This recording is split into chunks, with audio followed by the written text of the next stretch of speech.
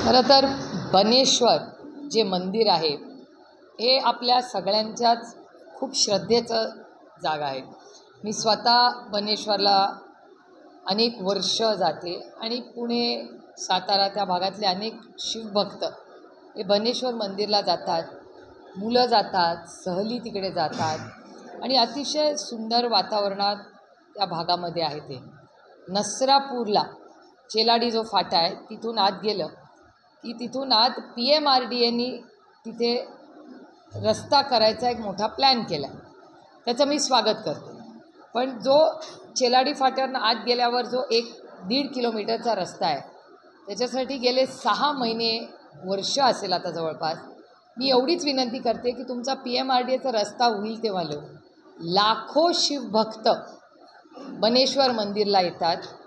सगळ्या जिल्ह्यातून आणि आजूबाजूंनी येतात.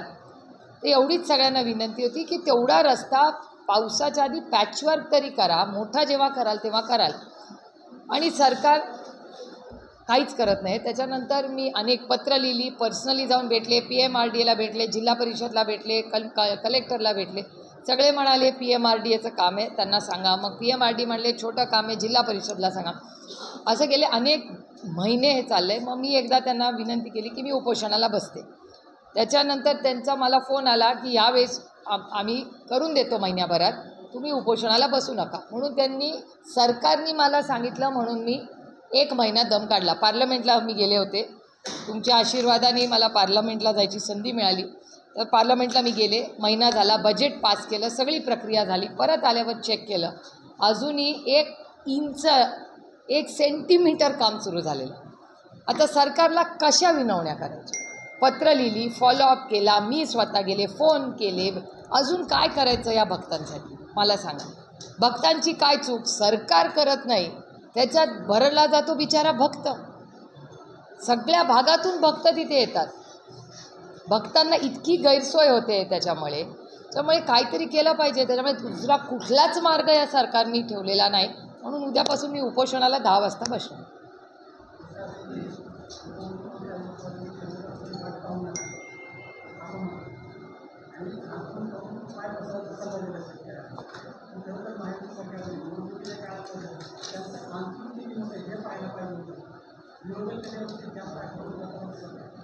मी हे बोललेलेच आहे.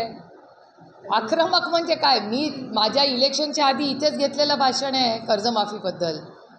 किती योजना, मी तुम्हाला 100 योजना दाखवू शकते ज्याच्याबद्दल आम्ही इलेक्शनच्या आधी म्हणत होतो हे होणार नाही. तेव्हा कुणालाच आमच्यावर विश्वास बसला नाही. आणि आता तुम्ही बघताय माझी इलेक्शनची भाषणं आणि आज या सरकारने घेतलेले निर्णय याचं कोरिलेशन करा. किती योजना आहेत मी तुम्हाला यांनी यांच्या PAचे पैसे दिले नाहीत, 3 महिने झाले पगार केले नाही.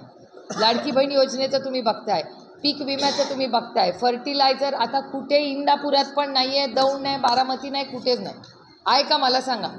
फर्टिलायझर मिळतंय का सगळ्यांना? युरिया आहे का सगळीकडे मला सांगा. तुम्ही पण शेतकरीच आहात ना. तुम्ही आधी शेतकरी आहात आणि मग रिपोर्टिंग करता. युरिया नाही. महागाई आज 50 रुपयांनी सिलेंडर वाढलेलं आहे. काय चाललं आहे या राज्यामध्ये? क्राईम वाढत चालला आहे. बारामती, इंदापूर, दौंड कुठे क्राईम नाही आहे मला सांगा ना. आणि हे तुम्हीच चॅनलवर दाखवता ना. हा सरकारचाच डेटा आणि डोळ्यांनी दिसतंय ना आपल्याला.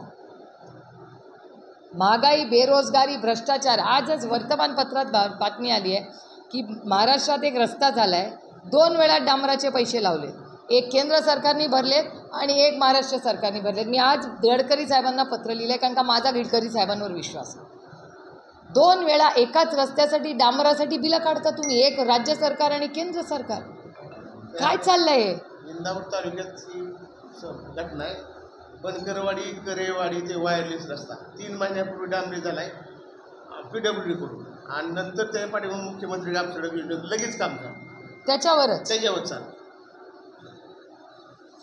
बघा काय चाललंय. काही महाराष्ट्रामध्ये सध्या संभाजीनगर असेल, अहिल्यादेवनगर असेल, दौंड, पुरंदर, इंदापूर असेल, माळशिरस असेल, अंगणवाडी सेविकांमध्ये मोठा भ्रष्टाचार चव्हाट्यावर आहे. इंदापूरमध्ये गेल्या महिन्याभरात एक घटना घडली. एका महिन्याची निवड केली, समिती आली, त्या 3 व्यक्तींनी त्यांची निवड केली, कागदपत्र पाहिली, तिला 1 नंबरला मार्क आहे. पण काही पैसे मागितले म्हणून तिची निवड रद्द केली. निवड रद्द केली आणि 60% मार्क असताना 59% वाल्या महिलांची निवड केली. अधिकारी म्हणतात चुकून कागद आमचा राहिला आणि पण न्याय मिळाला का नाही? लोकप्रतिनिधी सुद्धा अधिकाऱ्यांचं बातचीत करतात. पण असं होतं तर बारामतीचे खासदार लोकसभेतून आपण तुम्ही ह्या घटनेकडे कसं पाहता? नाही नाही, अर्थातच जर ही महिलेचे कागदपत्र तुम्ही म्हणताय त्याप्रमाणे असतील तर उद्या मी स्वतः 3 वाजता, उद्या मी कलेक्टर ऑफिसला आहेच, माझं आंदोलनच आहे उद्या दिवसभर, 3 वाजता मी कलेक्टर ऑफिसला, मी स्वतः या मुलीला घेऊन जाईल कलेक्टर ऑफिसला उद्या.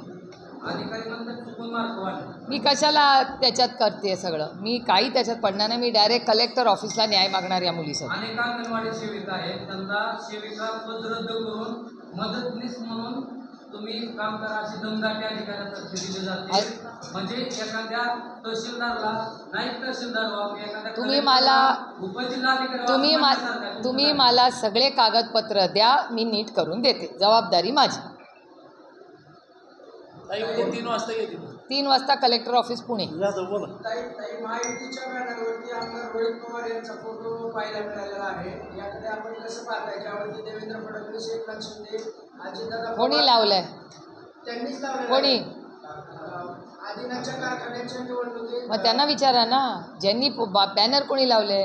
ते म्हणतात रोहितदादांचं आम्हाला समर्थन आहे. पण ज्यांनी लावलंय त्याला विचारा ना, मी कसं सांगणार? सुभाष कुळवे जे रोहितदादांचे अत्यंत जवळचे सहकारी आहेत किंवा त्यांचे म्हणजे अत्यंत चांगले संबंध आहेत, ते स्पष्टपणे स्टेजवरून जाहीररित्या सांगतात की आम्हाला पवार कुटुंबियांचा पाठिंबा आहे आणि महायुतीचं पॅनल आपण निवडून द्यावं. बघूया ना काय झालं. आता बघा, मी तुम्हाला छत्रपती कारखान्याचं सांगते. आमची इच्छा आहे ते बिनविरोध व्हावं. आम्ही काय बॅनरबाजी करत नाही, मी तर बॅनरच्या विरोधातच आहे, तुम्हाला सगळ्यांना माहिती आहे. काही सर्वसामान्य कार्यकर्त्यांमध्ये संदेश कसा जाईल म्हणजे? पण मला माहितीच नाही ना, बॅनर ज्यांनी लावलंय त्याला उत्तर द्यावं लागेल, मी कसं सगळ्यांसाठी उत्तर देत बसला. काही असा प्रश्न आहे की मोठे पवार साहेब आणि आपण उत्तरात जातं त्यांना चेअरमन किंवा अध्यक्ष तर तुम्ही असा शब्द दिला अशी चर्चा होती. नाही, आम्ही अनेक दिवस बोलतोय त्यांच्याशी. अंधारात तुम्हाला अंधारात ठेवून जाचक साहेबांनी अजितदादाबद्दल केला का अजितदादांनी जाचक साहेबांबद्दल केलं, नेमकं कसं? मी पाहत नाही ते, मला वास्तव माहिती आहे. आणि एक लक्षात ठेवा, माझं पोट खूप मोठं आहे, माझ्या पोटात खूप गोष्टी राहतात. पण एक तुम्हाला सांगेन की माझ्याशी पृथ्वीराज आपू जाचक त्यांनी मला जे जे सांगितलं ते ते त्यांनी शब्द पाळला. तुम्हाला काय अर्थ काढायचा तुम्ही काढा. आपल्या पक्षाचे माझे त्यांचे अतिशय जवळचे कौटुंबिक संबंध आहेत आणि त्यांनी नेहमी माझा जो शब्द दिला आहे तो त्यांनी पाळला आहे. दुसरा माझा एक छोटासा प्रश्न आहे. एका दैनिकाच्या कार्यालयामध्ये रामदास आठवले भेट देताना म्हणाले की शरद पवारांना खूप मोठी संधी आहे किंवा अजून महायुतीच्या सरकारमध्ये वाट नव्हती. ह्याकडे आपण कसं? मला नाही माहिती, मी ऐकलं नाही, त्याच्यामुळे मी बोलू शकत नाही त्याच्यावर.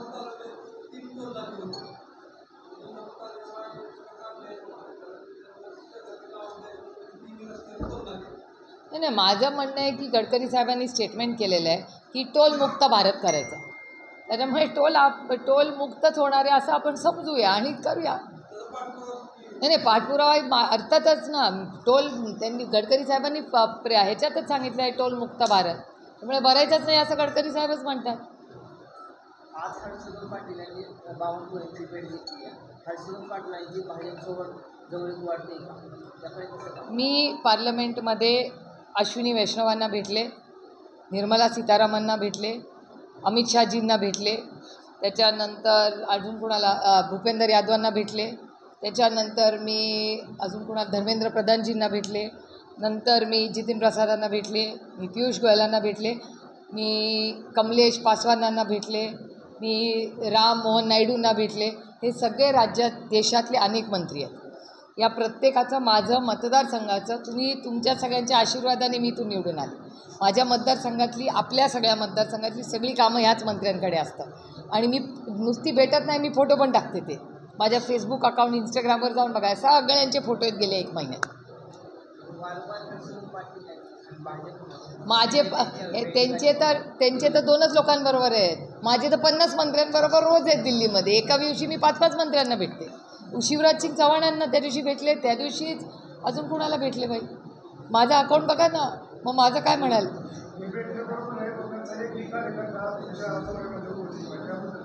माझं काय घडलं, माझे सकाळी बोलणार कार्यकर्ते पक्षाचे असतात, वैयक्तिक कुणाचे नसतात.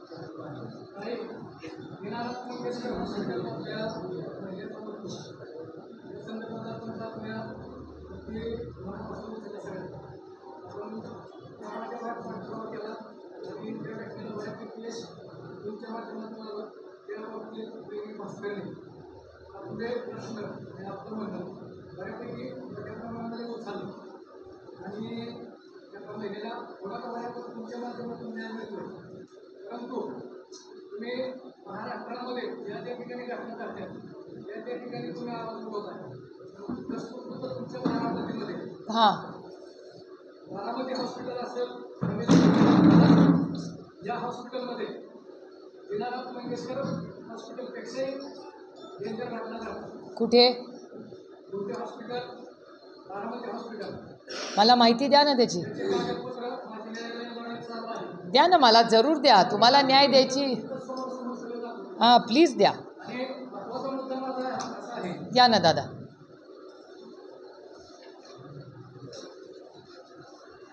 आपण केस केली आहे का? ह्या बाजून या, म्हणजे त्यांच्या कॅमेरामध्ये या ना. हे आपण कुठे केली आहे तुम्हाला समजून सांगतो. हां, एक मिनटं. मग असं करूया, तुमचे जर प्रश्न झाले असतील तर आपण ह्यांना जागा द्या बसायला. तुम्ही या दादा, इकडे बसा. हां, तुम्ही पत्रकारच आहे, मग तुमच्या प्रेसमध्ये ह्यांचं घेऊ का नंतर घेऊ? तुम्ही म्हणाल तसं. कसं करायचं?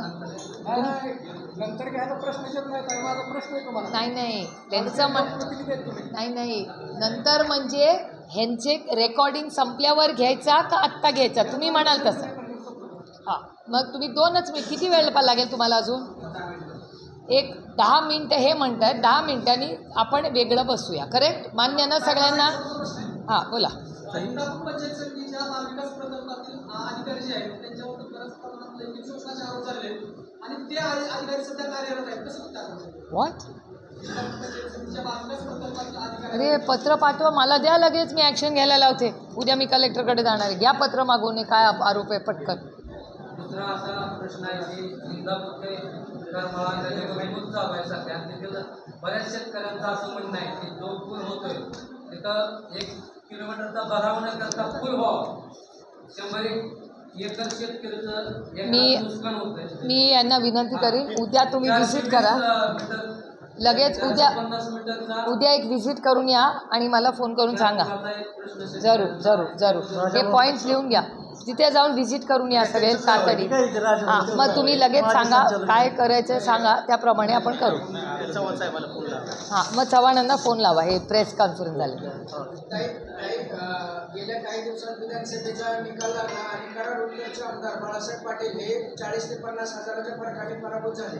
आणि काल झालेल्या सह्याद्री सहकारी साखर कारखान्याच्या निवडणुकीवरती जी बॅलेट पेपरवरती झाली त्याच्यामध्ये त्यांचा 21-0 असा भाजपच्या आमदाराविरुद्ध विजय झालेला आहे. याकडे कसं पाहता? म्हणजे 3 महिन्याच्या तुम्ही जसं पाहता तशीच मी पाहते. लोकप्रतिनिधी म्हणून आहे मी, पण तुमच्यासारखी पहिली नागरिक आहे ना या त्या राज्याची. मी तर किती वेळा बोलते या विषयावर. तुमच्या मनात जी पाल चुकली तीच माझ्या मनात चुकली. या राज्यामध्ये सगळ्यात जास्त कोण लढतं या सरकारच्या विरोधात? रोज कोण लढतं मला सांगा? आणि राऊत साहेब लढतात फार जोरात ताकदीने. राऊत साहेब पण लढतात. आपले शेजारचे सोलापूरचेच आपले आमदार आहेत आपल्याच पक्षाचे. किती लढले? उत्तम जानकरांनी जेवढं ह्याच्यासाठी कष्ट केलेत कोणीच नाही केलेले. उत्तम जानकरांनी फार मनावर घेतले ते.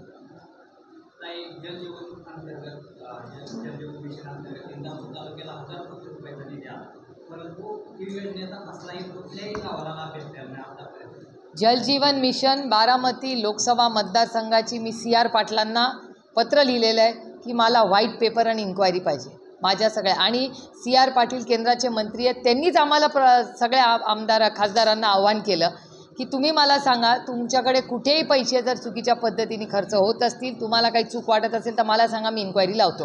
हे जाहीर सगळ्या खासदारांना केलेलं आव्हान आहे. तसंच मी माझ्या लोकसभा मतदारसंघाचा व्हाईट पेपर आणि इन्क्वायरी ही सगळी CR पाटलांना लिहिलेली. नाही, माझं म्हणणं आहे की त्याला थोडासा आणखीन वेळ द्यायला पाहिजे होता, या मताची मी आहे. स्टेक होल्डर्स खूप त्याच्यात खूप लढाई झाली, मतभेद झाले.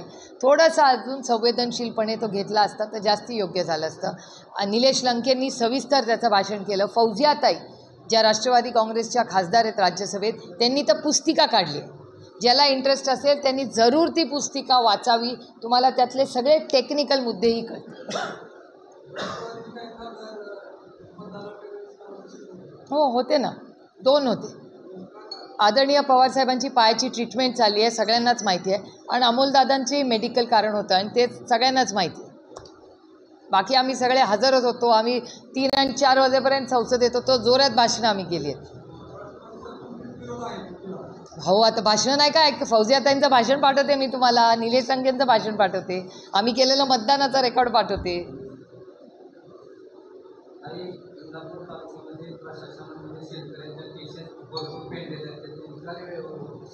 अनेक अधिकाऱ्यांवर भ्रष्टाचाराचे आरोप होतात, तरी ते अधिकारी म्हणतात आमचं कुणीही काय, आपण महिला खासदार असल्यामुळे आम्हाला ते शब्द वापरता येत नाही.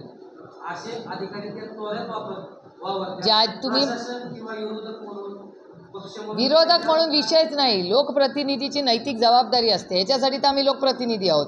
त्याच्यामुळे तुम्ही ज्या ज्या गोष्टी आज सांगितल्या आहेत त्या सगळ्या आम्ही टिपून घेतल्या आहेत. त्या प्रत्येक अधिकाऱ्याची कंप्लेंट मी उद्या कलेक्टरला सांगणार आहे की असं इंदापूरमध्ये चाललं आहे, मला याची माहिती पाहिजे आणि मी ऑन रेकॉर्डही आणणार आहे. हे सगळे पत्र घ्या. अंगणवाडी सेविकांचा एक इश्यू, एक ॲग्रिकल्चरचा एक इश्यू, हे सगळी पत्र तयार करा, उद्या कलेक्टर ऑफिसला देऊन टाकू. रस्त्याचं नाही 500 केसेस पेंडिंग, अतिशय लोकांना त्रास होतो. सगळेच द्या ना, सगळेच द्या उद्या 3 वाजता कलेक्टर ऑफिसला. ज्या काही अधिकाऱ्यांना याबाबतीत प्रश्न विचारले जातात किंवा तक्रारी डोळ्यासमोर आणून दिल्या जातात, त्याच्यानंतर पत्रकारांवरती खोटे गुन्हे दाखल करण्याचं प्रमाण खूप मोठ्या प्रमाणावरती वाढलेलं आहे. तुम्ही काही करू नका, सगळी माहिती मला द्या, बघू तुमच्यावर कोण खोटे गुन्हे दाखल. ही काय मनमानी चालणार नाही. हा देश संविधानाने चालतो, कोणाच्या मर्जीने नाही चालत.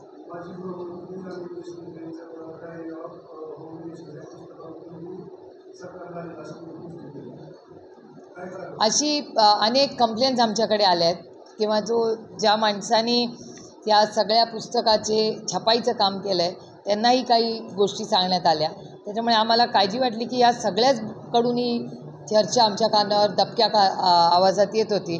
त्याच्यामुळे आमचं म्हणणं आहे की कोणी ह्या सशक्त लोकशाहीमध्ये भारतरत्न डॉक्टर बाबासाहेब आंबेडकरांच्या संविधानाच्या चौकटीत हा देश चालावा, एवढीच आमची मागणी. काय असू शकतं, जे आहे ते सत्यच आहे. सत्यमेव जयते. उशिरा का होईना सत्याचा विजय होतो. परभणीत झाला की नाही, बीडला झाला की नाही. जिल्हा परिषदच्या अधिकाऱ्यांवर 2 इंपिरियसने रेड टाकले आणि रेड हँड त्यांना पकडले. पण आपल्याच पक्षातील किंवा इंदापूर तालुक्यातल्या काही कार्यकर्त्यांनी ठेकेदारी किंवा ठेकेदार करत असतात, त्यांना काही रक्कम दिल्याशिवाय 30-30 लाखाचं बिल देत नाही. याकडे आपण कसं पाहतो? कुठलाही जो आरोप तुम्ही केला आहे त्या सगळ्याचं एव्हिडन्स द्या मला एव्हिडन्स दिलं तर एक मिनिट, ठीक आहे ना. कुठलाही पक्ष असू दे, मला एव्हिडन्स द्या, मी मार्ग काढते आणि त्याच्यावर ॲक्शन होईल. तुम्ही मला द्या ना एव्हिडन्स, मला एव्हिडन्स द्या, मी तुम्हाला रिझल्ट देते. आपल्या पक्षातलं नाही, राहू दे ना, ते आता जनरल बोलतायत तर बोलू दे.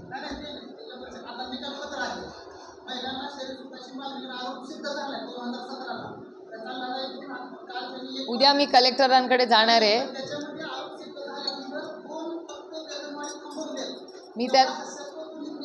मी उद्या कलेक्टरांशी बोलून तुम्हाला न्याय मिळवून देते. डोंट वरी. उद्या जाणार आहे मी कलेक्टर ऑफिसला.